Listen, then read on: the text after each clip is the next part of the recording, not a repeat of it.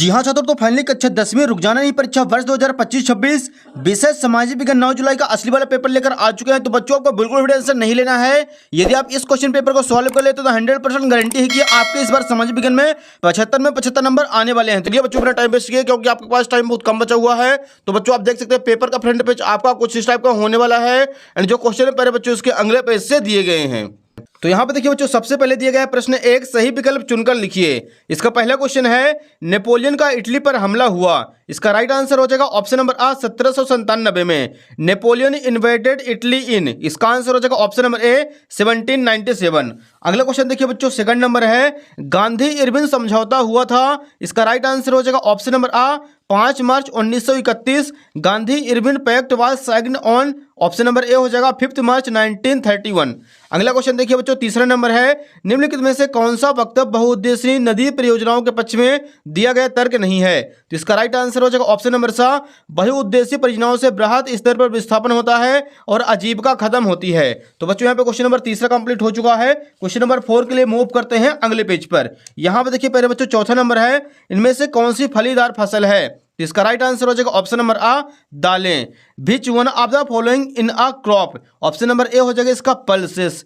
पांचवा क्वेश्चन है निम्न में से कौन सा उद्योग दूरभाष कंप्यूटर आदि निर्मित करते हैं। इसका राइट आंसर हो जाएगा ऑप्शन नंबर बा electronic. Which one of the following industries manufacturing telephone computer etc, तो इसका करेक्ट आंसर हो जाएगा ऑप्शन नंबर बी इलेक्ट्रॉनिक।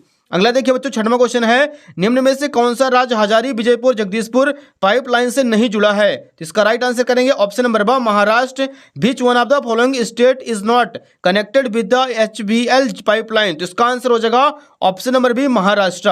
तो बच्चों यहाँ पे क्वेश्चन नंबर पहला जो था सही विकल्प चुनकर लिखिए, पूरे कंप्लीट हो चुका है। इसका आप लोग फटाफट स्क्रीनशॉट ले लीजिए। क्वेश्चन नंबर सेकंड के लिए मूव करते हैं अगले पेज पर। यहाँ पे देखिए बच्चों दूसरा क्वेश्चन है रिक्त स्थानों की पूर्ति कीजिए। फिल इन द ब्लैंक्स पहला क्वेश्चन दिया गया बच्चों, यहाँ पे तृतीयक क्षेत्र को सेवा क्षेत्र भी कहा जाता है। दूसरा प्रश्न है बैंक जमा पर देने वाले ब्याज से ऋण पर अधिक ब्याज लेते हैं। अगला देखिए बच्चों तीसरा क्वेश्चन है बड़ी कंपनियों को बहुराष्ट्रीय कंपनियां कहते हैं। चौथा प्रश्न है प्रकृति की पूजा सदियों पुरानी जनजाति विश्वास है। पांचवा क्वेश्चन है अफ्रीका में 1890 के दशक में रिंडरपेस्ट नामक बीमारी तेजी से फैल गई थी। छठवां क्वेश्चन है औसत आय को प्रति व्यक्ति आय भी कहा जाता है। तो बच्चों यहाँ पे जो क्वेश्चन नंबर दूसरा था रिक्त स्थानों की पूर्ति कीजिए, वो भी अपना पूरा कंप्लीट हो चुका है। इसका आप लोग फटाफट स्क्रीनशॉट ले लीजिए। क्वेश्चन नंबर थर्ड के लिए मूव करते हैं अगले पेज पर। यहाँ पे देखिए बच्चों तीसरा क्वेश्चन है सही जोड़ी मिलाइए, एक साइड है आ दूसरे साइड दिया गया है बा। पहला क्वेश्चन है रोलेट एक्ट, तो इसका आंसर हो जाएगा ऑप्शन नंबर 6 1919 में पारित हुआ था। दूसरा क्वेश्चन है जेम्स वाट भाप का इंजन। तीसरा प्रश्न है संघ सूची, इसका राइट आंसर हो जाएगा प्रतिरक्षा। चौथा है मोटर गाड़ी उद्योग, इसका राइट आंसर करेंगे गुरुग्राम। पांचवा है कृत्रिम पत्तन चेन्नई में है और छठवां नेपोलियन की हार 1815 में हुई थी। तो यहाँ पे हो जाता है बच्चों क्वेश्चन नंबर तीसरा अपने कंप्लीट। जो बच्चे इंग्लिश मीडियम से है वो टिक कर लेंगे। Match the correct pairs A and B.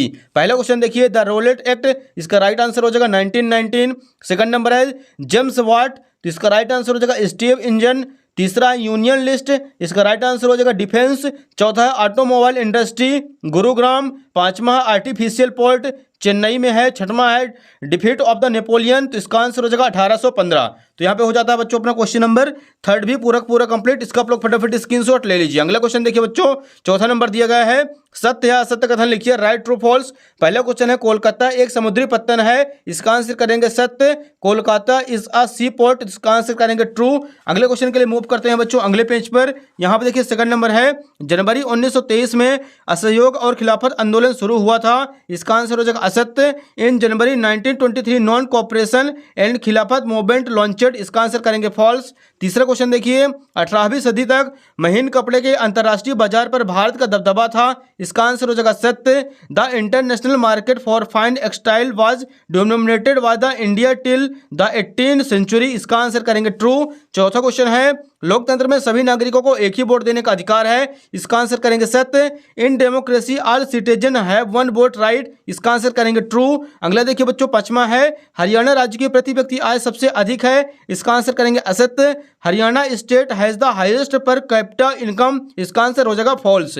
छठवां क्वेश्चन है मनरेगा कानून 2005 से लागू किया गया था, इसका आंसर हो जाएगा सत्य। MNREGA act was passed in the year 2005, इसका आंसर करेंगे ट्रू। तो बच्चों यहाँ पे जो क्वेश्चन नंबर अपना चौथा था पूरा कंप्लीट हो चुका है, सत्य सत। इसका आप लोग फटाफट स्क्रीनशॉट ले लीजिए और वीडियो को अपने सभी दोस्तों के मध्य शेयर करते चलिए। अगला देखिए पांचवा क्वेश्चन, एक शब्द फिर एक वाक्य में उत्तर लिखिए, answer the following in one sentence word. पहला क्वेश्चन है पूरे देश के लिए बनने वाली एक सामान्य सरकार को क्या कहते हैं, तो इसका आंसर हो जाएगा केंद्र सरकार। A government format for the whole country is called, इसका आंसर हो जाएगा बच्चों central government. Question number second के लिए मूव करते हैं अगले पेज पर। यहाँ पे देखिए बच्चों दूसरा क्वेश्चन है नागरिकों की गरिमा तथा स्वतंत्रता को बनाए रखने के लिए कौन सी शासन प्रणाली उत्तम है, इसका आंसर हो जाएगा लोकतांत्रिक। तीसरा प्रश्न है वह शासन व्यवस्था जिसमें एक ही समय में दो या दो से अधिक सहयोगी राजनीतिक दलों द्वारा गठित सरकार क्या कहलाती है, इसका राइट आंसर हो जाएगा गठबंधन सरकार। चौथा प्रश्न है उस प्रक्रिया को क्या कहते हैं जिसमें लोग ग्रामीण क्षेत्रों से शहरों की ओर पलायन करते हैं, इसका राइट आंसर हो जाएगा आंतरिक प्रवास। पांचवा प्रश्न है सामाजिक विभाजन का प्रमुख आधार क्या है, इसका राइट आंसर हो जाएगा सामाजिक एवं सांस्कृतिक विविधता। छठवां क्वेश्चन है किन्हीं दो देशों के नाम बताइए जहां मजबूत लोकतंत्र है, तो इसका राइट आंसर हो जाएगा बच्चों भारत और जर्मनी। तो बच्चों यहाँ पे अपना जो पहला क्वेश्चन था पूरा कंप्लीट हो चुका है, ऑब्जेक्टिव टाइप सारे क्वेश्चन।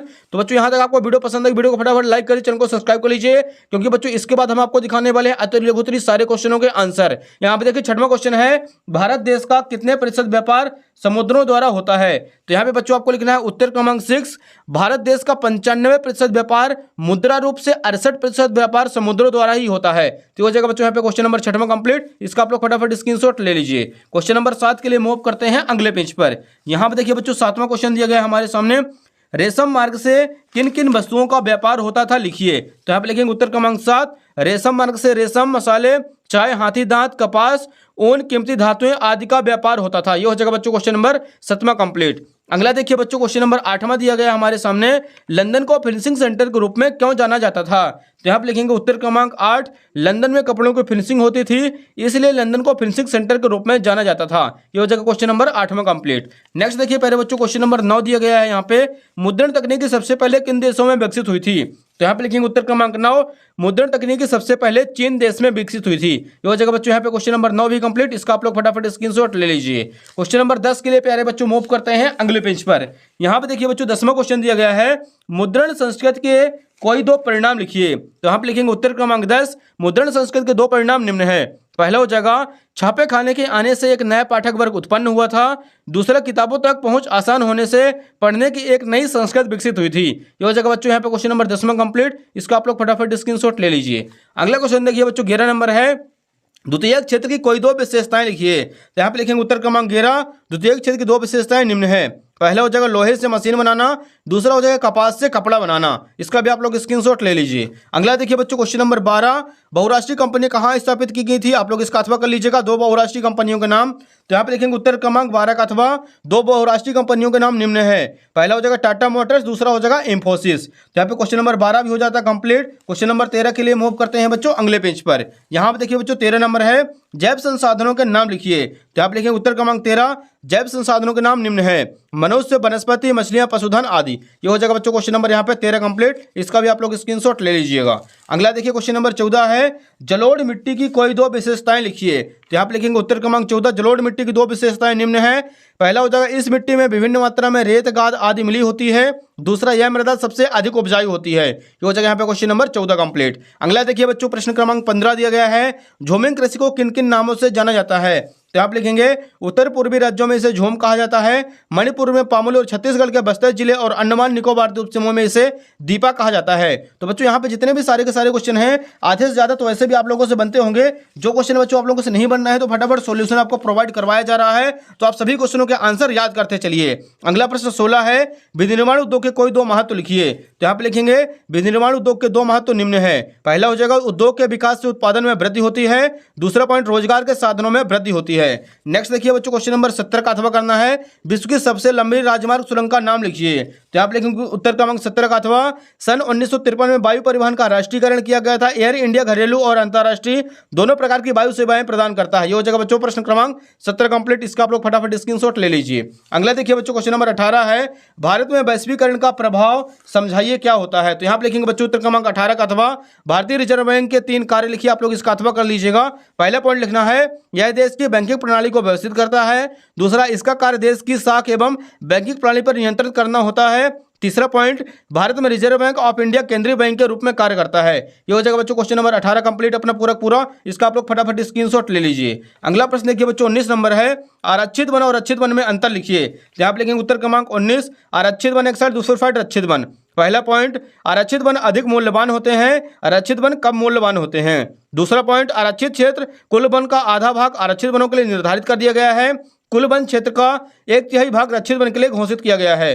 तीसरा पॉइंट, ये वन जम्मू कश्मीर, केरल, महाराष्ट्र आदि राज्यों में पाए जाते हैं। ये वन अधिकतर बिहार, पंजाब, हरियाणा, हिमाचल प्रदेश आदि राज्यों में पाए जाते हैं। ये हो जाएगा बच्चों यहाँ पे क्वेश्चन नंबर अपना 19 कंप्लीट पूरा। इसका आप लोग फटाफट स्क्रीनशॉट ले लीजिए। क्वेश्चन नंबर 20 के लिए मूव करते हैं अगले पेज पर। यहाँ पे देखिए बच्चों 20वां क्वेश्चन है, भारतीय संघीय शासन व्यवस्था की कोई 3 विशेषताएं लिखिए। तो यहाँ पे लिखेंगे उत्तर क्रमांक 20, संघीय शासन व्यवस्था की 3 विशेषताएं निम्न है। पहला हो जाएगा, संघीय शासन व्यवस्था में 2 स्तरों पर सरकार का गठन होता है, केंद्र सरकार, राज्य सरकार। दूसरा पॉइंट, संघीय शासन व्यवस्था में संविधान को सर्वोच्च अधिकार दिया गया है। तीसरा हो जाएगा, संविधान के अनुसार केंद्र सरकार और राज्य सरकार को कार्यों में बांटा जाता है। ये हो जाएगा बच्चों क्वेश्चन नंबर 20वां कंप्लीट। इसका भी आप लोग फटाफट स्क्रीनशॉट ले लीजिए। नेक्स्ट देखिए बच्चों क्वेश्चन नंबर 21 दिया गया हमारे सामने। इसका भी आप लोग अथवा कर लीजिएगा बच्चों। भारत में पाई जाने वाली लौह अयस्क की 4 पेटियों के नाम लिखिए। तो यहाँ पे लिखेंगे, पहला हो जाएगा उड़ीसा झारखंड पेटी, दूसरा वर्ग दुष्कर चंद्रपुर पेटी, तीसरा महाराष्ट्र गोवा पेटी। तो यहाँ पे हो जाता है बच्चों क्वेश्चन नंबर 21 भी कंप्लीट। इसका आप लोग फटाफट स्क्रीनशॉट ले लीजिए। अगला क्वेश्चन देखिए पहले बच्चों 22 नंबर है, भारत में आधुनिक राष्ट्रवाद के उदय के 4 कारण लिखिए। तो आप लिखेंगे उत्तर क्रमांक 22। पहला हो जाएगा, राष्ट्र की पहचान सबसे ज्यादा किसी तस्वीर में अंकित की जाती है, इससे लोगों को एक ऐसी छवि गढ़ने में मदद मिलती है जिसके द्वारा राष्ट्र को पहचान सकते हैं। दूसरा, सामाजिक धार्मिक सुधार आंदोलन ने भी राष्ट्रवाद के विकास को योगदान दिया है। तीसरा, भारतीय साहित्यकारों ने भी अपनी रचनाओं के माध्यम से राष्ट्रवाद को बढ़ाने में मदद की है। चौथा, यातायात एवं संचार के साधनों से विकास मिला है अपने राष्ट्रवाद को। ये हो जाएगा बच्चों क्वेश्चन नंबर 22 अपना पूरा का पूरा कंप्लीट। इसका आप लोग फटाफट स्क्रीनशॉट ले लीजिए। क्वेश्चन नंबर 23 के लिए मूव करते हैं पहले बच्चों अगले पेज पर। यहाँ पे देखिए बच्चों लास्ट क्वेश्चन नंबर 23 है, भारत के मानचित्र में निम्नलिखित को दर्शाइए। नर्मदा नदी, दूसरा है शिलोंग, तीसरा बालाडीला, चौथा हजारी विजयपुर जगदीशपुर गैस पाइपलाइन। तो बच्चों यहाँ पे अपना पूरा सोशल साइंस का असली वाला क्वेश्चन पेपर कंप्लीट हो चुका है। उम्मीद है कि आपको वीडियो पसंद आई होगी। वीडियो को फटाफट लाइक कर दीजिए, अपने सभी दोस्तों के मध्य वीडियो को शेयर कर दीजिए, क्योंकि बच्चों केवल असली क्वेश्चन पेपर आपको केवल इसी यूट्यूब चैनल पर पूरा कंप्लीट सॉल्यूशन के साथ मिलने वाला है। तो फटाफट अपने सभी दोस्तों के मध्य वीडियो को ज्यादा से ज्यादा शेयर कर दीजिए। चैनल को सब्सक्राइब करके नोटिफिकेशन को ऑल पे प्रेस कर लीजिए। धन्यवाद।